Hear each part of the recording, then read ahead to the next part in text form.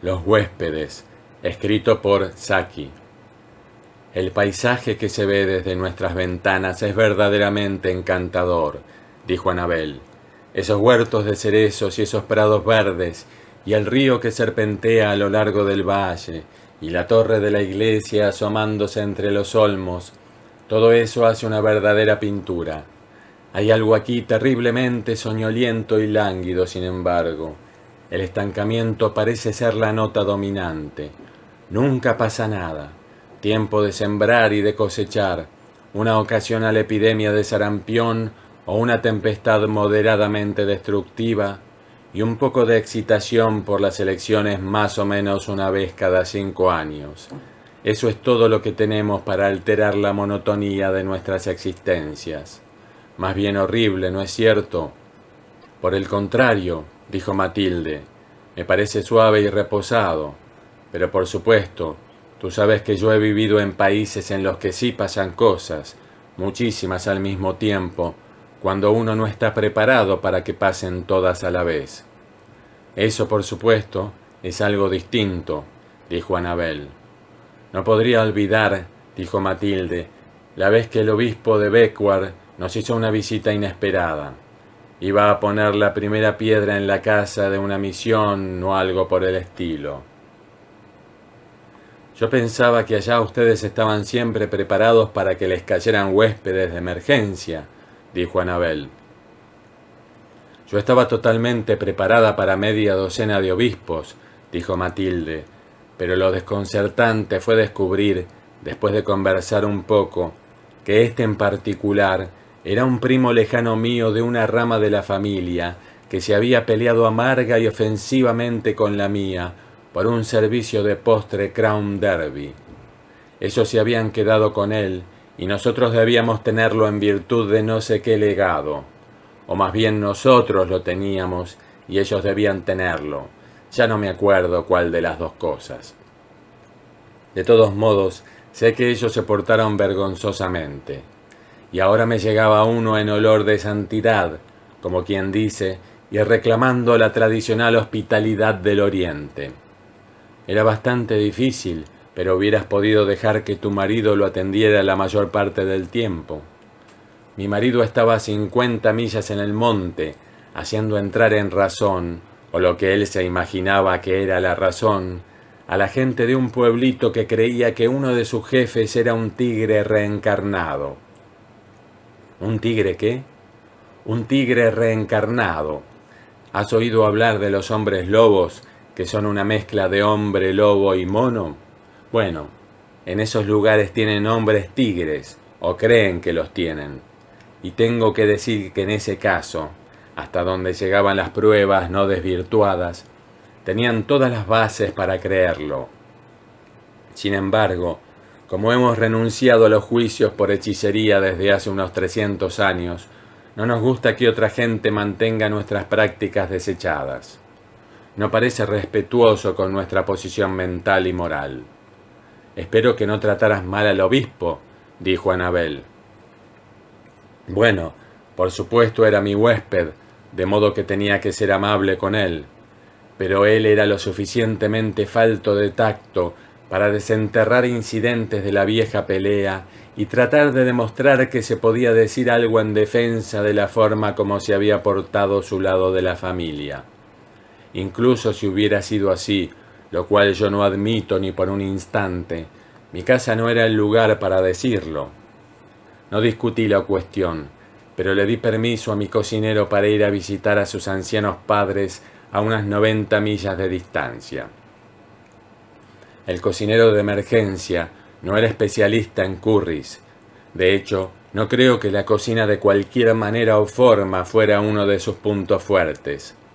Creo que originalmente había venido como jardinero, pero como nunca pretendimos tener nada que se pudiera considerar jardín, se empleaba como ayudante del pastor de cabras, puesto en el cual entiendo que era completamente satisfactorio.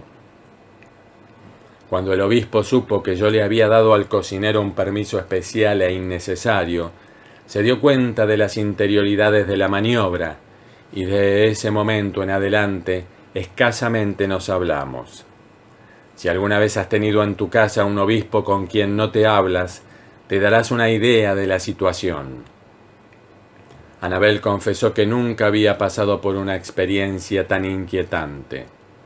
Luego, continuó Matilde, para complicar más las cosas, el Guadalipiche se desbordó, algo que pasaba a veces cuando las lluvias se prolongaban más de la cuenta, y el piso bajo de la casa y todos los edificios exteriores quedaron sumergidos. Nos las arreglamos para soltar los caballos a tiempo y el mayordomo los llevó nadando a la colina más cercana. Una o dos cabras, el pastor jefe, su esposa y varios de sus niñitos llegaron a refugiarse en la galería. Todo el resto del espacio disponible se llenó de gallinas y pollos mojados y embarrados. Uno no sabe realmente cuántas gallinas tiene hasta que se inundan los cuartos de los sirvientes. Desde luego, ya había pasado por algo parecido en las inundaciones anteriores, pero nunca había tenido una casa llena de cabras y muchachitos y de gallinas medio ahogadas, además de un obispo con quien apenas me hablaba. Debió ser una experiencia dura, comentó Anabel. Se iban a presentar más molestias. Yo no iba a permitir que una simple inundación común barriera la memoria de ese servicio de postre Crown Derby, y le hice saber al obispo que su espaciosa alcoba en la que había un escritorio y su pequeño cuarto de baño con suficientes jarras de agua fría era su parte de la casa y que el espacio estaba bastante congestionado dadas las circunstancias. Sin embargo, como a las 3 de la tarde, cuando se acababa de despertar de su siesta, hizo una súbita incursión en el cuarto que normalmente era el recibo, pero que ahora era comedor, bodega, cuarto de aperos y otra media docena de cuartos temporales. A juzgar por la bata de mi huésped, éste parecía pensar que también debía servirle como cuarto de vestir. Le dije fríamente: «Me temo que no tiene dónde sentarse. La galería está llena de cabras». «Hay una cabra en mi alcoba», observó con la misma frialdad y más que una sospecha de reproche sardónico. «No me diga», dije yo, «otra sobreviviente. Yo pensaba que todas las otras cabras habían perecido». «Esta cabra en particular ha perecido por completo», dijo. «En este momento la está devorando un leopardo. Por eso salí de la alcoba. A algunos animales les desagrada que los miren cuando están comiendo». El leopardo, por supuesto, era muy fácil de explicar. Había estado rondando por los corrales de las cabras cuando vino la inundación, y se había trepado por la escalera exterior que llevaba al baño del obispo, trayéndose una cabra por si acaso.